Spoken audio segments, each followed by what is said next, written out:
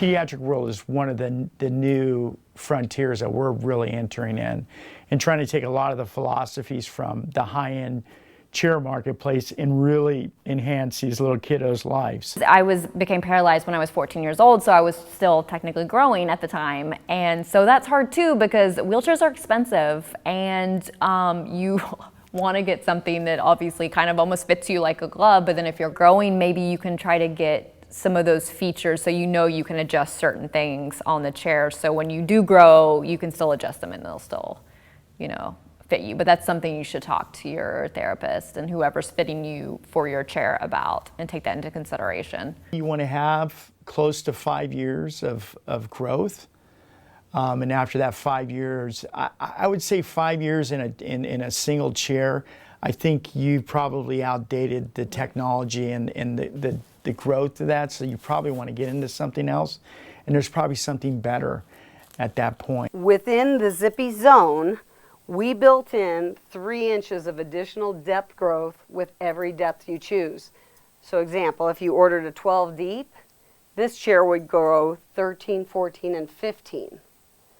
Okay, and our sling, we actually designed so that it could be unfolded to give you 2 inches. That was never available before, and again, the voice of the customer, going out to clinicians and dealers and saying, what do the children need? What do you need in this type of product? And they were like, you know, a lot of times when we start the funding process and we start going down that path to order a chair, by the time the chair comes in, the child could have grown a ½ inch to an inch.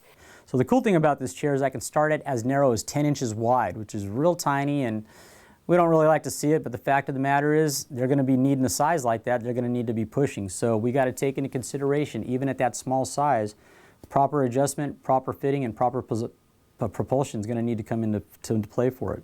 So again, we basically will offer highly adjustable frame as far as your front seat height, also able to do your rear seat height to basically create that bucket, that level of stability for the little junior that's going to be using it.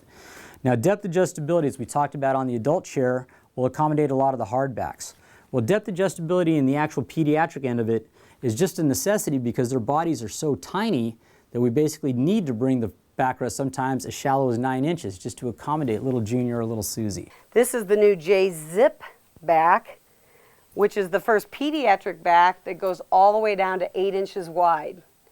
This chair is available from 8 inches wide up to 16 inches wide, 8 inches deep, all the way to 18 inches deep.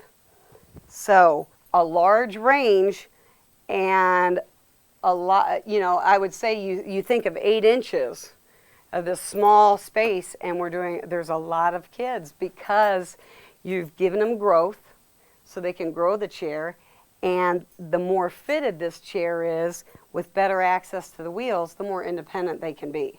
It's all about the fit, and it's all about the balance of the product, and for kids it's really important. Taking the pediatric market, I mean the kids, you know, we put them in these chairs that ultimately look like just institutional contraptions. You know, by the time we bolted things on and just make it look so overkill, we have a tendency to try to dress it up with a cartoon character or maybe that person's favorite sport team or something like that. So now, you know, it's an extension of them, you know, and it's a compliment when your friend now wants to get into that wheelchair and play with it while you're out of it, you know, because he's looking at it saying, okay, you know, somebody doesn't look sick in that chair. They look cool. Their chair looks absolutely cool.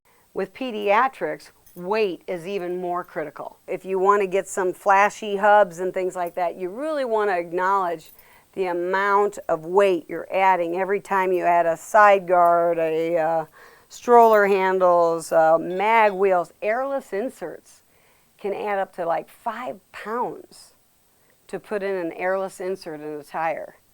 So that, again, when you talk about a small child and trying to give them access to their environment, that adds a lot of weight to a chair, and it can be really, it can make the difference of independence all day or part of the day. I like to incorporate a little more camber. And cambering is basically the angling of the rear wheels. And what the camber does for the wheelchair, as more angle goes into it, it creates more stability. But also, it makes the chair much more agile and a lot lighter to push. So as the kids are basically learning how to use their wheelchair, as they're building their upper body strength. Having an ease of turn and ease of push is basically going to help the little ones last from point A to point B throughout the day. My favorite thing that we can probably offer the kids is now the flip back footrest. This flip back footrest will now flip back and up and out of the way, which now will allow a child to basically either crawl up into the chair, hop out of the chair by doing a pivot transfer into a walker, depending on what the diagnosis is. It just basically opens up that front end and lets them plant their feet down right underneath them to get them a better sense of balance if they're going to be stepping up and out of the chair. You want reliability on all chairs and durability.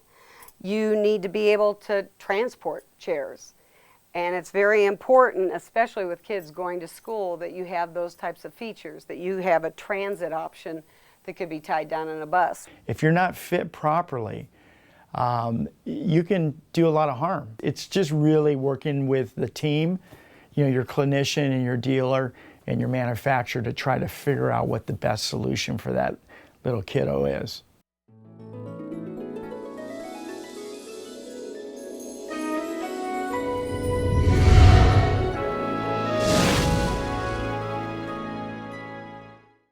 Brought to you by the Christopher and Dana Reeve Foundation and Gold Pictures.